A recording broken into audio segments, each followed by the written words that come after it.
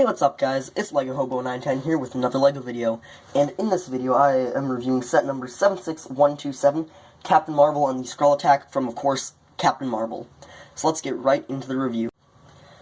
So here is the main and only build of the set. This is the kind of, I guess you could say, prototype Quinjet from Captain Marvel. And overall I think this looks pretty cool. I like the red and gray color scheme as well as the way the cockpit's formed. Plus it has some interesting angling back there, which we'll get to in a second. Yeah, so overall I think this is a pretty cool build, and it stands out against the other Quinjets, you know, the one from Avengers, the one from Avengers Age of Ultron, the one from Civil War, as those are all just kind of blue Quinjets. But this is a slightly different variation, as it's kind of a prototype, like I said, and it has a completely different color scheme as well as kind of different shaping. So let's start up at the front here, where we have the cockpit. And this is actually built pretty interestingly. It's not using a normal cockpit piece. I'm gonna actually open it up here. It's using one of these windscreen pieces, as you can see, like this, and then it has built off of it, and then you just slide it on and connect it onto some studs right there. And so I think that is pretty interesting, gives it a cool look. The one slightly annoying thing, though, is that there's 3 stickers to put on, which you gotta try to line up. So that's a bit annoying. I do like the little build on the front here. It adds a bit of visual interest. Then in the cockpit there is only space for one person, where then they have a small stickered console there. And also you can't really have that one person holding their weapon unless you want them to shove it in their face. So, for example, I have Nick Fury in here right now. You can just kind of set their weapon on either side there. So let's pull them out. As you can see, this is a fairly deep cockpit, and it is kind of hard to get minifigs out sometimes without, like, tearing off their hair, which I just did. Since it is a pretty deep down cockpit, you have to, like, really shove them in, and in fact, pulling them out, I kind of broke some stuff. But yeah, it's a deep cockpit. They go in really far, and then their hands have to be up like this in order to fit in. Then you can see a bit into the back there, which I'll show you now. Let's go around to the back here, where there's just this little door to flip open this minuscule space here, which is the biggest complaint I've seen with the Quinjet, and it's understandable. There's, like, no room in there. I guess you could throw a character's weapon in there, but it's only too wide, so you can't even really fit a minifig without getting them stuck. One point I tried putting Goose the Cat in there, and he got stuck, so I had to like, pry him out of there. So I really wouldn't recommend putting anything in there, so it just feels kind of like wasted space. So anyway, going back to the front here, they also have a small sticker along here, and then I like the way the red kind of curves back here as well as these curves blending it. And they use some of these large hood pieces, which I think is an interesting use. And then they just each have an identical sticker on them before it goes down to these wings, which can be angled however you want. I think the just one notch looks best, as well as what they show in the instructions, and it just looks the most accurate. And then each wing has a different light on it. This one has a green light, and this has a red. And then let's go to the main weapon system under the wings. There is also a sticker for a shield logo on either side, which I can see a bunch of people buying and using for various things, as that is a good looking and useful sticker. So anyway, here's the main weapon system. There are 8 rockets in total, 4 on each side. The firing mechanism for these is actually pretty interesting. As you can see, here is kind of a cabinet piece without the door, and some of these notches catch so that way it doesn't come out. And it also just looks pretty cool and is a unique way to fire it. And that way it also fires off 4 rockets. Ow, crap. Yeah, this one definitely just works better to push instead of try to flick. But then, as you can see, it fires off 4 rockets also. Trying at a slightly different angle so you can see it firing off. So that's a pretty devastating salvo of rockets to any enemy. And these are just fairly simple, you know, flick fire rockets with then a white cone on the end, which I think the white looks fine, so it doesn't stand out too much, but also it looks good on the overall kind of style, and it pops, but it doesn't, like, stand out too much with, like, you know, bright transparent red there, so I think the white looks good. Then moving back, we have these 2 engines here, which have 2 stickers each.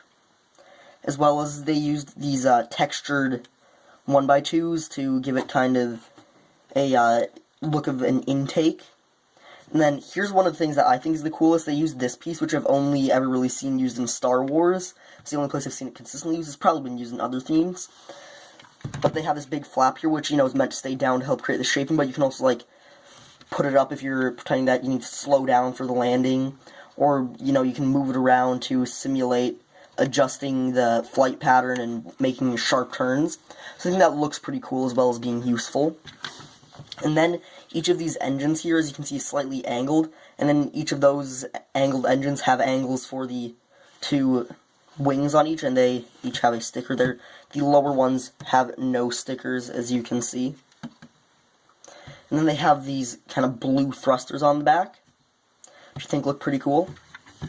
So overall, I think this is a pretty cool Quinjet, and I know a lot of people are getting kind of sick of all the Quinjets having 3 other versions, as well as there's going to be a 4th one coming out for Endgame. But this one definitely, with all of these rockets here, just an awesome weapon system. Normally, you would just see 1 or 2 flick fire missiles and maybe a couple stud shooters, but having 8 of these rockets is pretty cool. So now let's go look at the minifigs.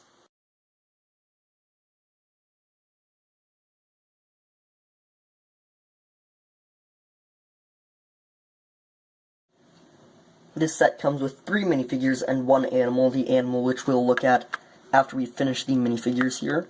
And going from left to right, we have Captain Marvel, Nick Fury, and Talos, who is the main Skrull of the movie.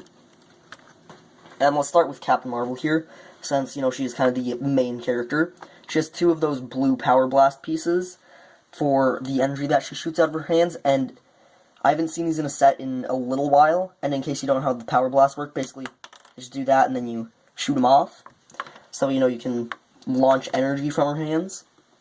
I think the hairpiece that they chose really wasn't that good of a choice. There are other hairpieces that would work better, but I think this one works fine. They could have done a bit better, though. And also my main complaint with this minifig is the legs having no printing. They could have dual molded them or something, or put some printing on them. The torso, however, does look very good. The printing is pretty good and represents the character pretty well. And then there's the one face where she is smiling, and then the one kind of sad face. I don't think the sad face really fits the character at all. The happy face fits her a little bit, but I think they could have done much better with the face prints. Now, here is younger Nick Fury, and in case you didn't know, this movie is set in the 90s, so that's why he's younger. He comes with one of these kind of ray gun pieces, which can be used for more than just ray guns. It looks just kind of like his pistol. I really like his torso print with the kind of straps in the holster. And then he uses this black hairpiece, which I believe was first used on Finn, so a lot of people refer to it as the Finn hairpiece. He has one face smiling, and then one where he is frowning and angry. And then finally we have Talos, who has gotten quite a bit of criticism, and personally I don't think he's really that bad looking. He has a stud gun, which does come with an extra purple stud. Don't know why they decided to give him a stud gun. It doesn't really look much like the guns they have in the movies or anything. I guess it's just to get another action feature in. But personally, I don't think it really looks that good on him. The main complaint, though, is this new headpiece, which I don't think is that bad. It looks good to me, and it represents the Skrulls. The ears are a little oversized, but I also wish that maybe they would have put some printing on it, carrying up some of the printing from the head onto the kind of head extension piece there. I think that would have helped with the look a lot. He just has plain black legs. I really like the torso print, though. It's fairly complex and looks good overall with the different shades of purple as well as the grays and blacks. I especially like that little kind of gray streak going across there. It's fairly complex with the little tiny diamond patterns. And then flipping around to the back, the printing just kind of continues over onto the back, the patterns do. And then if I take off this headpiece, you can see what his face actually looks like a bit better. And now let's Let's put that back on. I do wish they would have maybe included another Skrull, though, just to help kind of even out the battle, considering that you have 2 good guys and then 1 villain. So I think they should have given us another Skrull, so that would be a bit more even. But overall, I think for the minifigs they've given us, it's a pretty good selection, having these 3, and overall they look pretty good. Finally, we have Goose the Cat, who is one of the best characters from the movie. And this is just a pretty standard cat piece that comes in many, many other sets. It's not like a new specific print for cats, it's just a generic cat. It came with the Batcave, it came with the Lego Movie Series 1 Cat Lady, and it's come in many, many more sets. I wish it would have maybe done some unique printing for Goose, but I think this works and looks well enough. And I'm just happy that they put Goose in the set. Overall, I think this is a pretty cool set with the fresh new look on the Quinjet, as well as the minifig selection being pretty good. But that's just my opinions on this set, and that's all from me for now. So, bye.